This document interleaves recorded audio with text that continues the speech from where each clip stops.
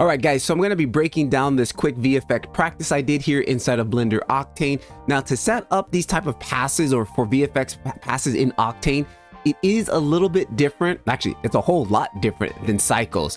And I would say there's more options as far as passes and things that I can export out than cycles by far. So let's get straight into it.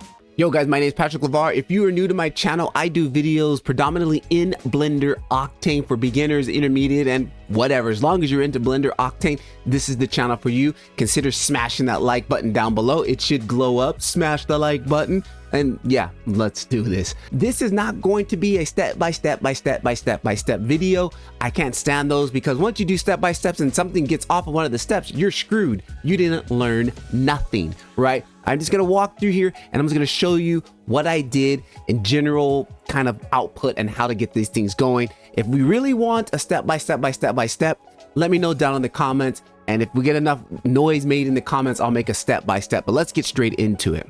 Okay, so here inside of my file here, again, I am using, at the moment, I'm using Blender Octane 4.02 standalone version. At the time of the recording, there is an add-on, but the add-on is buggy. It's in beta, and I want consistency because I don't want to deal with problems and why is this not working and why is that not working. So I'm in the standalone version. So what I did was basically doing all my normal stuff inside of Blender. Tracking works the same. All that stuff works the same. Physics works the same.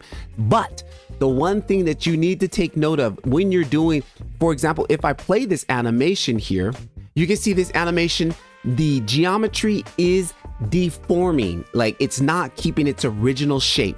In the viewport, everything looks a-okay. The minute I go into this type of, manipulation of the actual mesh, you're not gonna see it in the render. You're gonna need to come over here and you're gonna have to change this right here to reshape proxies. Then once this is checked, you will see it in the render. Okay, keep this in mind. It will be set to, I think, scatter movable, but you're going to need to check it here. Octane reloads the full mesh and evaluates every frame. This is useful for deforming mesh types like fluids. You're doing a fluid simulation, you're doing anything where you've got thanks a lot, yeah, we didn't need that. Anyways, where you've got like the mesh is being deformed, not movement is okay, but deforming, you're going to need to make sure this is checked, and then everything should be okay once you hit the render button. Okay, so that was the first thing you need to take note of. Now what I did was in a separate file, I did this whole cloth simulation in a different file, and then what I did was I exported it out as an ABX file, as an Olympic file, and then just come in here, you can go into import, and then you got right here ABC Olympic file. If you go to my modifiers, you can see right here is the Olympic file that I'm bringing in. That just makes everything run a lot. Well, I'm totally blocking it here. That just makes things run a lot smoother in the UI. Once I've got all that done, exporting out a file, and then I just brought that file into my tracked file, I'm able to reshape it, and get it to line up exactly on the ground plane, exactly where I want it in the proper size. So there it is. I will show you the tutorial where I learned out how to do this actual cloth sim. This was the channel that I figured out how to do this sim. I've been following him for a long time and I like his tutorials. He doesn't speak in them, but he just works through, he just basically records his whole workflow, and that allows me to kind of pick and choose what settings I want. Again, I'm not really into step-by-step but tutorials, but this, just watching his workflow, okay, I'm like, okay, he's adding this, he's adding this, and he's adding this. All the numbers are not going to be the exact the same. My numbers, this is the exact tutorial that I followed right here, the creating a strange blah blah blah in Blender. I can't read right now. Inflation. My numbers did not match his numbers because I'm using something different, a different shape and everything. This was the video where I learned how to do the actual cloth sim. So once I had that cloth sim the way I liked it, again, export the Olympic file, bring the Olympic file inside of the track file, and then you're all good to go. Now, if I come in here and I may jump into the render mode, here is the render view, and this is what you basically see. Right now, you don't see anything. Like everything else is kind of, you don't see it. All you see are the balloons, because technically in this is all I'm rendering out. I'm rendering out just the balloons.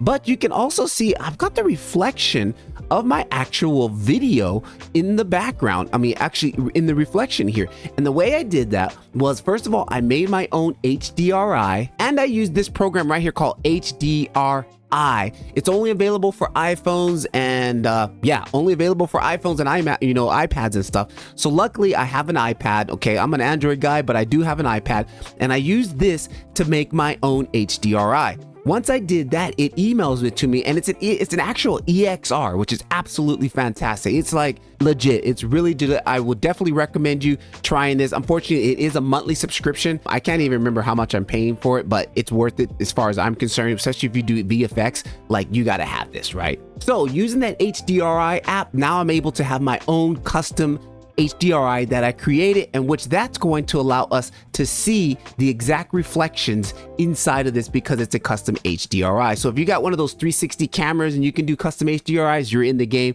But for those of who don't, I would advise using that app. So next thing here, you also see I have this ground plane here, but we don't see anything. And there's also another plane. If I come in here, we got a plane here and a plane here. Future me here, I actually forgot to explain what this plane was doing, right? Before we get into the ground plane stuff. This plane was something special. I've got this plane and I paired it to the camera. If we go back to the actual full video, if you look closely, you can actually see a reflection of me in the actual video. Like, you can see it looks like I'm actually filming it. And the way I achieved that, check it out. If I back it up to right here, and if I go ahead and stop it, boom, right there. Let's zoom in here for you guys. You can see me in the reflection. I'm actually reflecting in the balloon. And that's how I did that using this plane right here. On this plane, I literally went into Photoshop, took a picture of me, filming from that point of view. Like, if you were looking at me, cropped it out, saved it as a PNG file, brought it back inside of Octane, and here is the plane. And what it's doing is it's basically projecting this image that's stuck to the plane. It's just a normal plane, and it's reflecting off of that. So what I did was I actually hid it from the camera. So if I come back over here and I click on the plane and go down here where it says right here, camera visibility, like I zoom in for you guys on that, camera visibility, I just basically turn that off. So now this is what we see. We don't see it, but if we click on our balloon here, boom, you can see me inside of the balloon reflection. That just helps to just add a little bit more immersion, like, somebody was there. You can actually see the guy filming in there. I wanted to quickly add that in because I forgot to talk about that. Back to the video. Here is my ground plane. So what I did on my ground plane was, if I go to that material, and here is the ground plane material. We're gonna zoom in here on this, and I want you to notice something here. I've got a couple of things here. I have it just connected to a universal material here, and then here is the RGB image, which is a standard image like you would bring in a normal texture. It recognizes it. You'll set your frame rate. I've set my frame duration. I've got my frame starting one, and just like we do in the cycles one, it's the same process here. And then I've got my border set to black color, and then I've got this camera data node plugged into the projection. That's going to allow me to take this texture or this video, because I rendered out JPEGs of my actual video backplate, and I'm actually using that as being projected onto this plane. So let me quickly show you. Right now, you don't see anything. It's like it's transparent, which technically it is because I don't want to render it. I just want to render the side effects, the reflection of this ground plane onto these balloons here. So the way I set that up, it was like in cycles where you would have to go and go into the, what are the settings over here, into holdouts and stuff like that. Well, we don't really need to do that too much here. So all I do is click on this plane, and then I go down to my view layers. And in my view layers down here, you're gonna see there's gonna be, let me click on the plane, make sure you're active on the plane. I've got my view layers here, my render AOV node graph, and I've got that set up here, which I'll show you here in a minute. But I wanna scroll down to this right here, your object, and on my object, right here, render layer ID, you notice it switched to 2. If I switch it to 1, boom, now we zoom out. Now you can see the actual material. Now, the thing is, with this camera projection node, this is what's allowed me to project it on here. If I unplug this, now this is what it's seeing. Like, that is just the image, right? But I want to do projection. I want to project this video onto this plane. So I go from front view, plug that into projection, and then I say keep front projection. If you don't keep front projection, this is what you get. It's like stuck to it. You may want that, but in my case, I did not want that because this is a video plane or a video sequence, right? So I say keep front projection. If I jump into my camera, now you can see my video is being projected on that plane in the proper, camera perspective. Again, if I turn that off, it gets kind of weird. So make sure you have that turned on, and that really helps things go. So now I've got my video with the frames synced up, as you can see over here, and it's playing, which is absolutely fantastic. Okay, now what I want to do, because if you're going to render this, it's going to render this ground plane too, but I don't want to render the ground plane. So you come over here, you set your render layer ID. I'm going to set it to 2. Okay, now it's disappeared. So it's not being rendered in the view, but the material and stuff is still being reflected on the balloon here. So now we're going to jump into our AOV so we can show you how to set this up really quickly. If I click this tab and I scroll down here to Octane render AOVs, and then I'm going to jump to full screen. Here you got this tab up here, quick node setup, or I've already have mine set up, and it's called VFX. If I tab on that, this is my output setting, right? So if you click this quick tree, it's going to basically make these 2 nodes, right? So what I want to do is I want the shadows from my ground plane, those shadows that are being projected on my ground plane. Instead of using a shadow catcher, I'm just going to use this black layer shadow AOV layer. And then I've also got layer reflections, which I ended up not using, but I just pumped it out. And the way to get these passes, it's really easy in Octane. This is where I'm saying, whoa, sorry guys. This is where I'm saying it's easier. Once you know where everything's at, it's way easier to set up these passes than it was in Cycles. Like, you don't have to do that, this render layer, hold out, and I don't want to see. No, you just pop this node in here, and then I'll come in here, and let me move that out the way. Okay, I want the shadows. I want the black layered shadows, right? Okay, cool. AOVs, render Octane. Zoom in closer so you guys get all here, okay? Do it one more time. AOV 1, I go to render Octane AOVs. I want render layers. Here I got black layered shadows, layer reflections, and then I've got layered shadows. And I forgot the layered shadows, which I think they're like white. Then you'll have to do some math to convert them. I haven't, but I just use black layer shadows because it's easy. It's just like literally black layer on a PNG. That's all I need, right? I keep it nice and simple. So once you click on that, this is the layer that you're going to get. You pop that into your AOVs. Here's my layer reflections, which I did not need, but I'm gonna go ahead and pop that in there too. And if you needed any other type of pass, this is where you'll send them out. So maybe we wanted to reconstruct the whole setup. I want my diffuse indirect, diffuse direct, and all those. Here's all the passes and missions. You'll pump them out right here, okay? This is where you'll take them out at. Now, if I jump back into Blender's compositor, if I go here to, where is it at, compositor, make this full screen. Now on my Blender compositor, you'll see here, boom, render layers. Now I've got these 2 extra ones here. You see I've got the black render layer shadows and the layer reflections. Those are the passes that we just set up in the Octane AOV system. Now all I simply do is take them right out of here. I take the black render layer and do a file output. The same thing, I did a file output here for the beauty, and that's pretty much it. Now I don't do comping inside of Blender because it's too slow. I use Fusion. You know, use if you use After Effects, use whatever you use. I don't use Blender because the viewport is just too slow, and it's not, you know, it's not really made for this. But you know, if you in the future, I will make a video on how to do it strictly in Blender and in the Octane. Octane can also do compositing, but I just prefer to do it in DaVinci Resolve because it's a lot quicker and easier. So I rendered out these 2 passes, right? And then from there, when I get that render file, this is what I'm going to basically see. It's going to be minus this background. All we're going to see is basically this on a PNG file. There's one other thing you need to make sure you have set up to get this whole thing to work.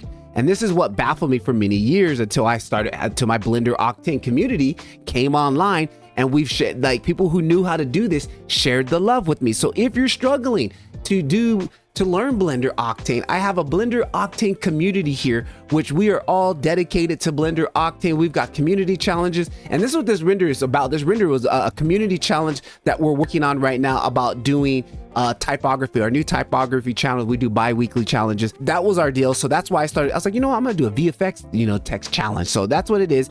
Come in here. We got a school, we got a classroom, all these videos dedicated to Blender Octane. I've scoured YouTube, finding all these guys who use Octane, and I put all their videos. And this is one guy right here, Alex, who's actually how I learned how to use these AOV. We got 3 videos dedicated just to AOVs, compositing inside of Blender Octane. If you want to do everything inside there, definitely you can go ahead and take a look at his channel. If you guys want to watch these compositing videos, or if you want to know more about Blender Octane's compositing system, watch these 4 videos right here. Matter of fact, 5. These videos right here will get you all up to date on how to use the compositor. And then you can jump in the community and even go deeper with us. After I've exported out those files, I had 2 files. I had my video file, which is my original file. If I go back over here and show you I'm in DaVinci Resolve right now.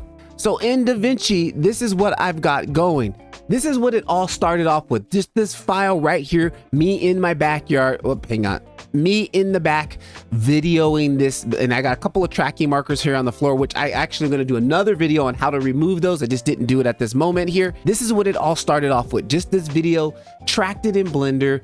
Once you got that out, then do whatever you want to do. It's easy after that. So then I exported from Octane. I exported this layer right here, which is the shadows. There's my shadows, right? Then I also exported out the balloon layer. Now, one thing to take note, if you take a look at it, we get in close here, you're like, why is this big white line around this? Because this is how they work in Nuke. This is how the major VFX house work.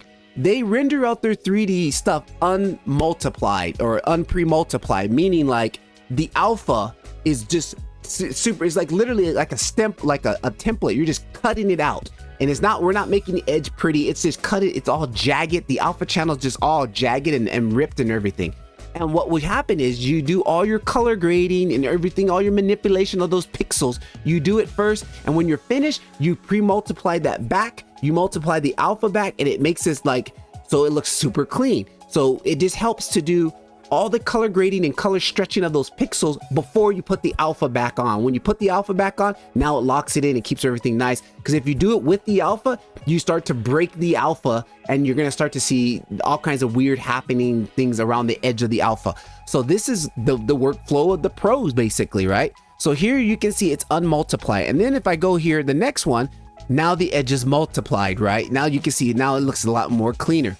Now, another thing to note on this, I didn't do in this one, I didn't do a light wrap. And I will say a light wrap is mandatory. I didn't do it on this one because my light wrap system that I actually originally made on my older laptop, I didn't save it. So I need to remake it. And I just realized it when I did this video. I was like, oh, where's my light wrap? I don't have it. So I have to do that whole node setup again and save it as a preset inside of DaVinci Resolve. But the light wrap just allows us to take whatever background we have, it takes the light and basically wraps it around the CG that really help integrate it into the scene a little bit more. So like here, it just really still looks to me like it's just sitting on top. It's not integrated really well in with the video because I don't have that light wrap. And then finally here, I did the little bit of color grading just to kind of mesh everything together, even trying to hide the fact that I didn't have that light wrap, which was really bugging me after I looked at this. So let me show you the node setup. All right, so here is my node setup, and it's a very simple node setup. It's not that complex. Again, I like to work down from top to bottom. This is what I learned when I was messing around with Nuke and all the Nuke tutorials I read. You run your script from top to bottom. Here is the final output. Here is my actual background video. If I just click and drag and release, here is the background video. Then this next piece right here is the actual shadow. Again, rendering the black layer shadow is literally what it says. It's a black shadow on a layer, and the rest is a PNG, right? So what I did from there was I took that, add a color correct on it, lighten up the color here, and let's go ahead and add, and then I added a blur node just to blur the shadow a little bit. And then from there, I added some grain on top of there. You can see it's getting a little bit grainy. I don't know if you can see that on YouTube, and I disappeared. I add a little bit of grain to it. And then here you can even see this alpha multiply again, which I don't need it on the shadow layer, so I can probably pull that out. That was just a mistake. And then what I did is add a noise reduction, and the noise reduction, what I do is I turn it up really high because I want it to just be over noised. I want it to like kind of melt those pixels to like cell phone does. Cell phone footage is a little bit slightly over compressed, right? So I want my clean CG to be dirtied up and kind of like squished and meshed up so it looks like it's being compressed by the actual cell phone. So it makes it integrate a little bit more. Now if I grab this merge and I just dump that over here, now we're seeing this background on top merged with the actual background footage. So here's my shadow, and that's what this is how you will build it. You drop your shadow next. So now we have our shadow. We want to drop our CG on top of our shadow.